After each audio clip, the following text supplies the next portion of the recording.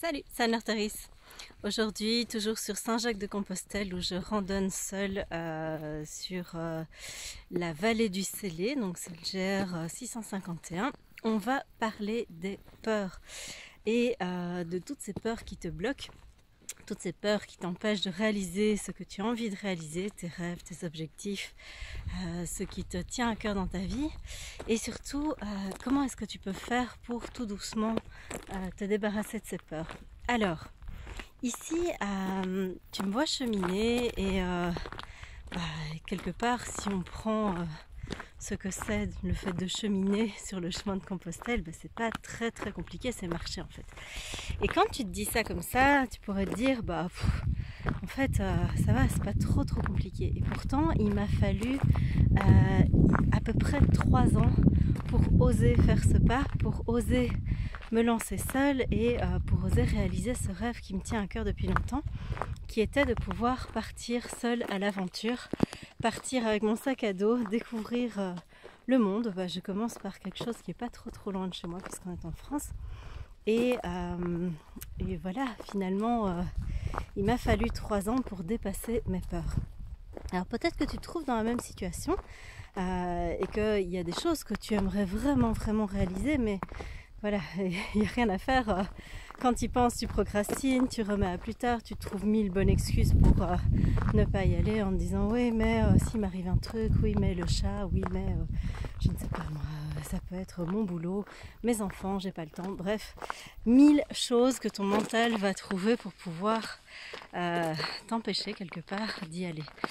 Et ce que j'ai envie de te partager, c'est les étapes qu'il m'a fallu traverser pour pouvoir en arriver là et oser finalement le faire.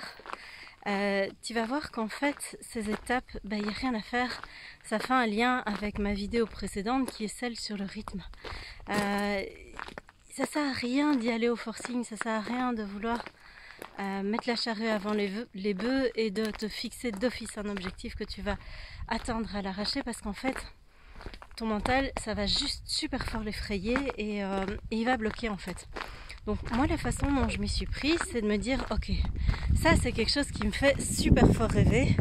Je voyais une amie qui partait régulièrement à l'étranger, Christelle, qui est aussi sur les réseaux sociaux, elle fait des Ironman, elle fait maintenant son premier Ironman, avant elle faisait des semis.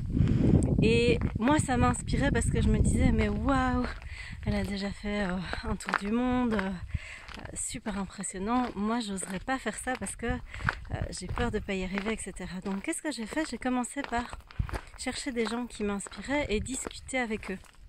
À chaque fois que je rencontrais une personne qui avait réussi à faire ce que moi je voulais faire, et bien en fait je discutais avec elle pour savoir comment elle avait fait, quelles étaient les astuces qu'elle avait employées, comment elle faisait pour dépasser ses peurs, bref, tous ces trucs qui font que en fait ça devient un peu moins stressant, un peu moins paniquant d'envisager de faire la même chose. La deuxième étape, la deuxième chose que j'ai mise en place, c'était de pouvoir faire des choses plus faciles d'abord, puisque c'était hyper compliqué pour moi de m'imaginer partir de chez moi, sac à dos, avec tout ce qu'il faut sur le dos, puisque là j'ai l'intégralité sur le dos.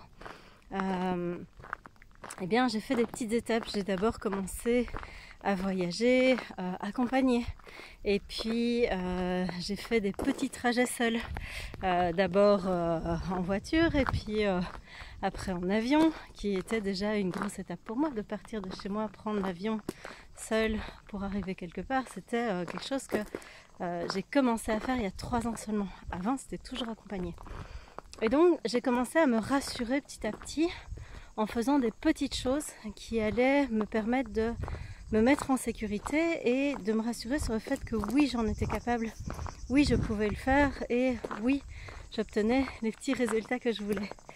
Donc, chemin faisant, j'ai commencé à faire des trajets beaucoup plus longs, et puis je me suis dit, mais ok, je vais me renseigner un petit peu, voir si il y a beaucoup de personnes seules qui font ce chemin, comment elles s'y prennent, etc.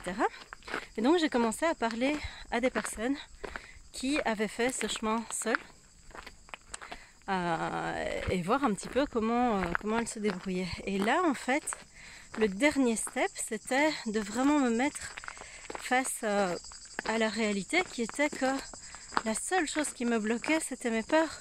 Et le seul moyen que j'allais avoir de pouvoir dépasser ces peurs, c'était d'y aller en fait. C'était une fois que j'avais mis en place toutes les étapes nécessaires pour me rassurer, en me disant, ok, le trajet je sais faire, la rando je sais faire, 20 à 25 km par jour sans sac à dos je sais faire, la randonnée avec sac à dos je sais faire. Donc le dernier truc qui me restait, c'était vraiment juste me dire, ok, mais puisque tu sais faire tout ça, ben, il restait peur. Et la seule façon de voir ce que ça donne, c'est d'aller sur le terrain. Et quand tu fais ça, eh ben, c'est comme si la vie, comme si l'univers mettait tout en place pour que tu puisses vivre ça. Donc, pour te donner un exemple, moi ici, j'ai pris l'avion de Belgique à l'aéroport de Rodez pour voilà, arriver le plus près possible à Figeac. Et puis je suis arrivée un dimanche et en fait le dimanche il n'y a pas de bus, il n'y a pas de train à l'aéroport, donc voilà, c'est comme ça. Et donc j'ai été auprès d'une dame, un desk de l'aéroport, et je lui ai demandé ok, comment est-ce que les gens qui marchent, les pèlerins font pour rejoindre Figeac. Et elle m'a dit soit ils louent une voiture, ce qui est rare, soit ils font du stop. Et j'avais jamais fait de stop de ma vie. Toujours cru que c'était hyper dangereux, que voilà, c'était vraiment déconseillé, surtout pour une nana seule. Et donc je me suis dit, bon bah tant pis, j'ai pas le choix en fait. Figeac, c'est à 1 heure de route de Rodez, je vais pas pouvoir rejoindre ça pour être à l'heure au gîte, donc voilà. Et donc je lui ai demandé un papier, je lui ai demandé un feutre, et puis j'ai marqué Figeac sur une feuille. Je suis allée au parking et là j'ai juste eu le temps de tourner ma feuille. Première voiture qui est arrivée. Ils m'ont dit allez, on te prend, on va à Figeac, bienvenue. On est belge, tu viens d'où? J'ai dit de Belgique. Et donc c'était parti en fait. Et depuis que je suis arrivée ici, ce n'est que ça. Ce n'est que ça. J'avais pas de guide du pèlerin.